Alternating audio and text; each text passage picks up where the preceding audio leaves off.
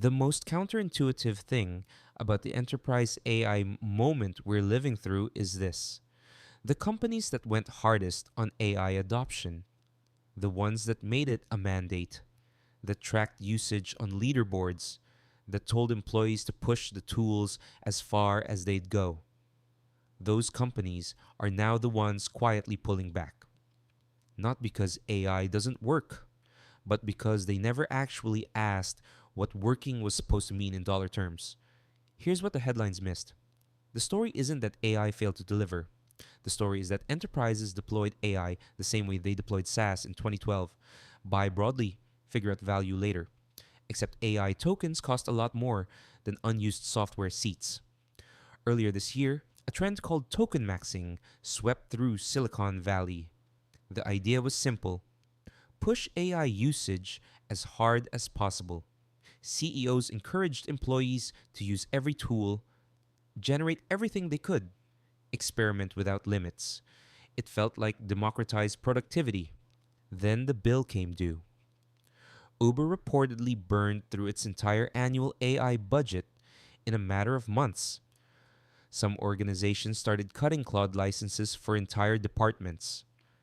Meta shut down its internal AI usage leaderboard, the very thing designed to celebrate and incentivize adoption. Let's actually look at this. Token maxing wasn't a strategy, it was an experiment running on company credit cards with no defined success condition.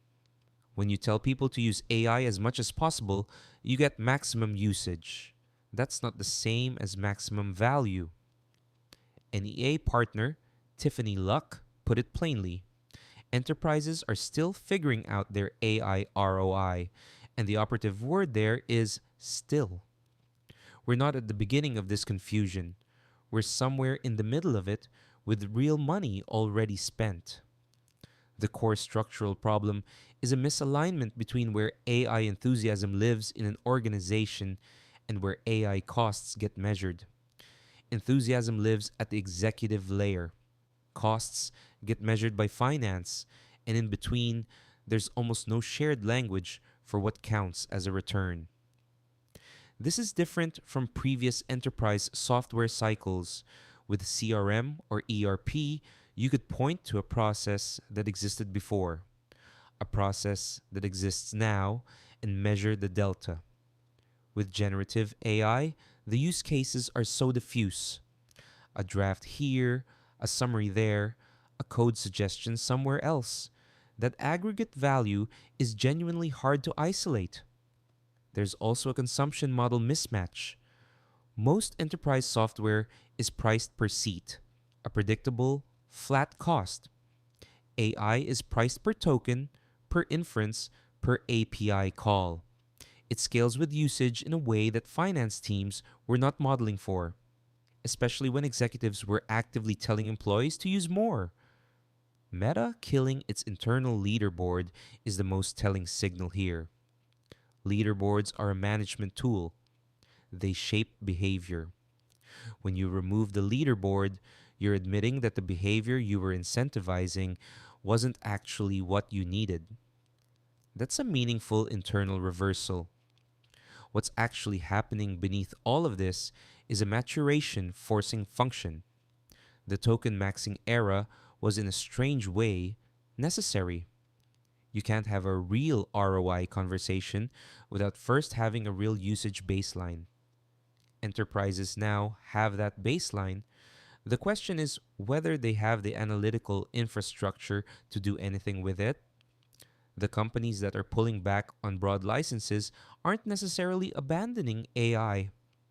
Many are concentrating spend, moving from everyone gets access to everything toward targeted deployments with defined workflows and measurable outputs. That's a more mature posture, even if it looks like retreat from the outside. This creates a real problem for AI vendors, particularly in the middle of the market. The current enterprise sales motion was built on broad seat expansion. If buyers shift toward narrow, high conviction deployments, the contract structures, the success metrics, And the renewal conversations all have to change. For Anthropic, OpenAI, and the other foundation model providers, this is a pressure test on whether their enterprise relationships are deep enough to survive a budget rationalization cycle. It's not existential, demand is real, but it will separate vendors who sold access from vendors who built workflows. Here's what the headlines missed on the vendor side. The companies best positioned right now aren't the ones with the most capable models. They're the ones with the clearest story about cost per outcome. Who can walk into a CFO's office and say, here is exactly what you're buying, and here is what it's worth. On the enterprise side, the next 12 months will likely sort companies into two buckets: those who treat this budget reckoning as a reason to slow down, and those who use it to get precise. Precision is harder than enthusiasm, but it's what actually compounds. The operators and PMs watching this should take something specific away. If your organization doesn't have a defined unit of AI value, not hours saved in the abstract, but a concrete, measurable workflow output, you are going to be in this same conversation in 12 months, just with higher sunk costs. What to watch next? Keep an eye on how enterprise AI contracts get restructured through the back half of this year. Outcome based pricing, where vendors get paid based on results rather than usage, has been a fringe conversation for 2 years. Budget pressure from buyers might finally make it mainstream.